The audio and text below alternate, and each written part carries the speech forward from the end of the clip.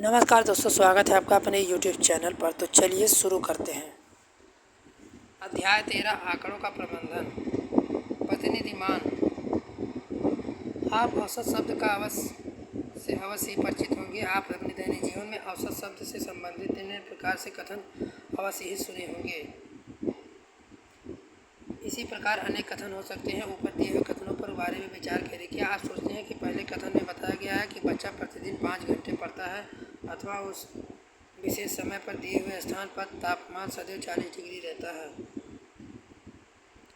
औसत से हमें समझने की ईर्ष्या प्रायः एक दिन में 5 घंटे पढ़ती है, कुछ दिन वह कम घंटे पढ़ती है और कुछ दिन अधिक घंटे पढ़ती है। इसी प्रकार 40 डिग्री सेल्सियस की औसत तापमान का अर्थ है कि वर्ष भर में समय त्वरण 40 डिग्री सेल्सियस रहता है और कभी वह 40 डिग्री से कम होता है, 40 डिग्री से अधिक हो जाता है। इस प्रकार हम अनुभव करते हैं कि औसत एक ऐसी संख्या है जो प्रेक्षणों या आंकड़ों के एक समूह को केंद्रित वृत्तीय को निरूपित करती है और औसत सबसे अधिक और सबसे कम मूल्य के आंकड़ों के बीच होती है। इसलिए हम कह सकते हैं औसत आंकड़ों के एक समूह केंद्रीय प्रवृत्ति का मापक विभिन्न प्रकार के आंकड़ों की व्याख्या करने के लिए विभिन्न प्रकार के प्रतिनिधि या संकेंद्रीय मानों की आवश्यकता होती है। इसमें से एक प्रतिमान मानक अंकगणितीय मानक समांतर माध्य है। अंकगणितीय माध्य आंकड़ों के एक समूह के लिए आधारभूत प्रयोग किया जाने वाला प्रतिमान अंकगणित माध्य है। संक्षेप में माध्य भी कहा जाता है। इसी प्रकार समझने के लिए आइए निम्न उदाहरण समझें। 20 दूध की कुल मात्रा 20 लीटर प्लस 60 लीटर, बोतलों की संख्या 2 = 40 लीटर। सभी प्रेक्षणों का योग बटे प्रेक्षणों की संख्या।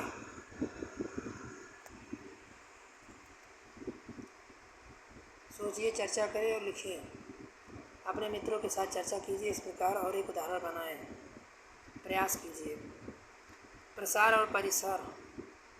सबसे बड़े और सबसे छोटे प्रेक्षणों में अंतर। हमें प्रेक्षणों से प्रसार का एक अनुमान लग जाता है। इससे सबसे प्रेक्षण में सबसे छोटे प्रेक्षण को घटाकर ज्ञात किया जा सकता है। इस प्रकार परिणाम के आंकड़ों या प्रेक्षणों का प्रसार परिसर रेंज कहते हैं।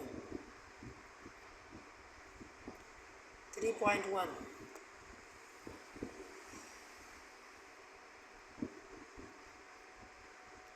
बहुलक। जैसा कि हमने पहले बता चुके हैं, केवल मध्य ही केंद्रीय प्रवृत्ति का माप या प्रतिनिधि मान नहीं है। विभिन्न प्रकार की आवश्यकताओं के अनुसार अन्य प्रकार के केंद्रीय प्रवृत्ति के मापों को प्रयोग किया जाता है। निम्न उदाहरण को देखिए। माप 90 सेंटीमीटर, 90, 95, 100, 105, 110।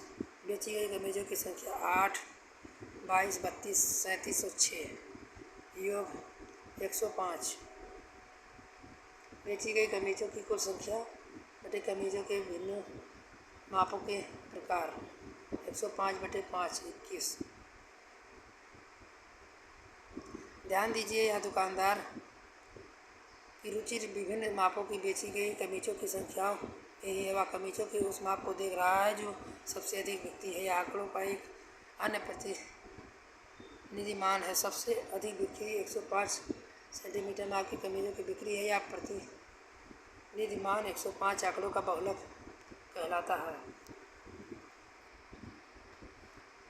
दिए हुए प्रेक्षणों के एक समूह से सबसे अधिक बार आने वाले प्रेक्षण का समूह बहुलक कहलाता है।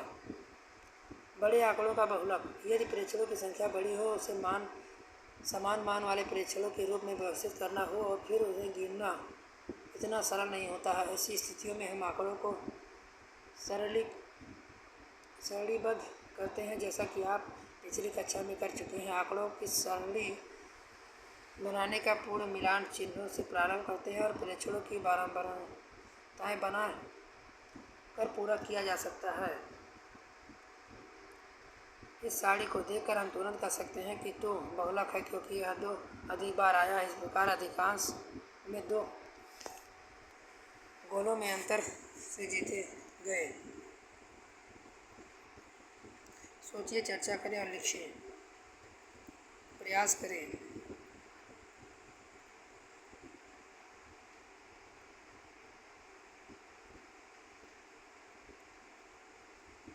माध्यक आप देख चुके हैं। कुछ स्थितियों में अंकगणितीय माध्यक एक उपयुक्त केंद्रीय प्रवृत्ति का मापक है, कुछ स्थितियों में बहुलक उपयुक्त केंद्रीय प्रवृत्ति का मापक है।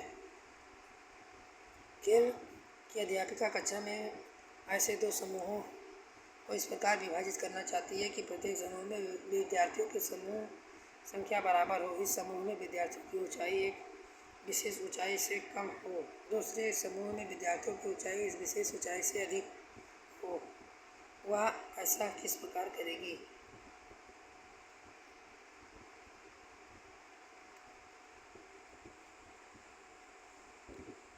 थ्री पॉइंट टू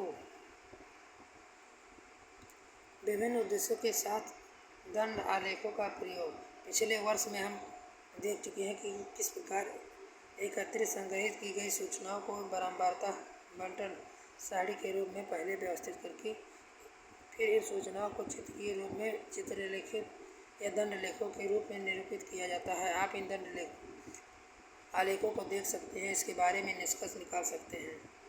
एक स्केल चुनना। हम जानते हैं कि दंड आलेख समान चौड़ाई अथवा दंड द्वारा संख्याओं का निरूपण दंडों की लंबाई या बारंबारता चुने गए स्केलों पर निर्भर करती है। उदाहरण के लिए दंड आलेख में जहां संख्याओं को इकाइयों में दर्शाना है, आलेख में प्रेक्षण के लिए एक इकाई की लंबाई निरूपण करता है। यदि उनकी संख्याओं को 2/3 आंकड़ों सैकड़ों में दर्शाना है तो इकाई को लंबाई 10 या 100 प्रेक्षणों को निरूपित कर सकती है। निम्न उदाहरणों के विचार कीजिए। मनपसंद रंग लाल, हरा, नीला, पीला, नारंगी। विद्यार्थियों की संख्या 43, 19, 55, 49 और 34।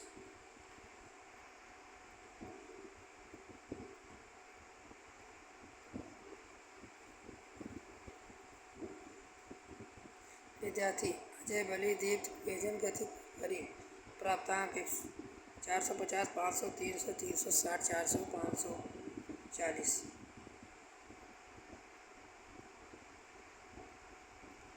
दोहरे दंड आरेख खींचना।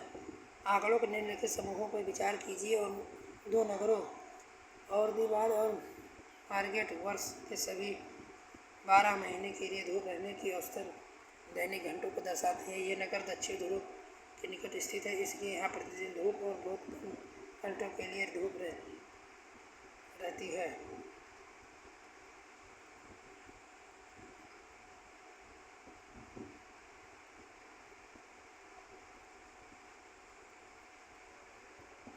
प्रयास कीजिए। 3.3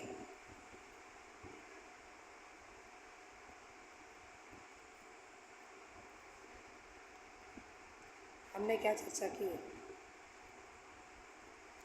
लाइक करें, सब्सक्राइब करें यूट्यूब चैनल को और बेल आइकन दबाएं ताकि इससे रिलेटेड वीडियो आपको मिल सके सबसे पहले। तब तक के लिए जय हिंद, जय भारत।